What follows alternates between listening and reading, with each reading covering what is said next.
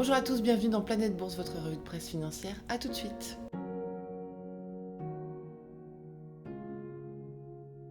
En Europe, 2,5 milliards de doses produites, c'est l'objectif que l'allemand BioNTech et son partenaire Pfizer s'engagent à atteindre cette année, soit 500 millions de doses supplémentaires par rapport à la précédente promesse. Chez Unicredit, le nouveau salaire du PDG fait débat. Un groupe d'actionnaires appelle les investisseurs à s'opposer à l'enveloppe de 7,5 millions d'euros, jugeant qu'elle ne correspond pas aux performances du groupe. Nanopore veut entrer en bourse. La start-up de séquençage d'ADN, évaluée entre 4 et 7 milliards de livres sterling, choisit Londres pour son introduction au cours de l'année. Le changement de nom de Volkswagen, c'était bien un poisson d'avril parti trop tôt, a déclaré le constructeur. Les assureurs souffrent. L'impact des sinistres de la Covid sur le britannique Lloyds est estimé à 6 milliards de livres sterling en 2020. Déjà grévé par le Brexit et les catastrophes naturelles, Lloyds affiche 900 millions de livres de pertes. Le groupe de jeux britannique Entain s'engage auprès des joueurs à problème. Il limitera les paris pour ses clients et imposera des vérifications de crédit pour éviter la mise en place d'une réglementation plus stricte. BMW, Volvo et Google s'engagent à ne pas utiliser de métaux issus de l'exploration minière en eau profonde tant que les risques pour l'environnement et les océans ne seront pas parfaitement compris. Un revers pour le fabricant de batteries Samsung SDI, précise le Financial Times.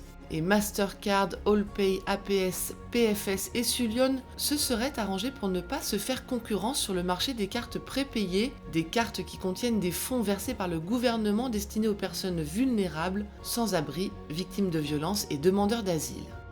Aux États-Unis, Netflix aussi fait un geste pour l'environnement en verdissant ses plateaux. Puisque plus de la moitié de ses émissions de carbone proviennent de la production et non pas de ses data centers, le géant américain veut bannir les générateurs diesel, s'appuyer sur des techniques de production plus virtuelles, embaucher local, éviter l'avion et entrer le carbone dans ses budgets. Il annonce aussi financer des projets de conservation de la nature. Volvo Trucks s'associe à la start-up américaine Aurora pour développer des camions autonomes. Aurora promet un système adaptable dans n'importe quel habitacle. New Fortress Energy émet une obligation d'1,5 milliard de dollars pour financer le rachat de Golar LNG Partners, une exploitation gazière, et ça passe mal. Le fondateur, qui vantait l'engagement de l'entreprise en faveur des énergies propres, poursuit finalement ses projets d'expansion dans le gaz naturel liquéfié.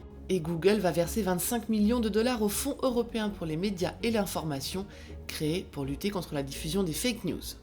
En Asie, Hitachi s'empare du développeur de logiciels américain Global Logic pour 9,6 milliards de dollars. Cette opération, qui intervient dans le cadre de la refonte des activités du japonais vers les technologies de l'information, est mal accueillie sur les marchés. La pénurie de semi-conducteurs devrait se poursuivre jusqu'en 2022 selon Foxconn, qui en tant qu'assembleur pour toutes les grandes marques technologiques mondiales est un indicateur de tendance à lui tout seul. À ce sujet, Toyota et Nissan annoncent encore réduire leur production, les conséquences de l'incendie de leur fournisseur de puces Renesas Electronics. Et enfin, la saga Archegos Capital se poursuit. Aujourd'hui, c'est Mitsubishi UFJ Securities, filiale de Mitsubishi UFJ Financial Group, qui annonce une perte potentielle de 300 millions de dollars liée à la société d'investissement américaine.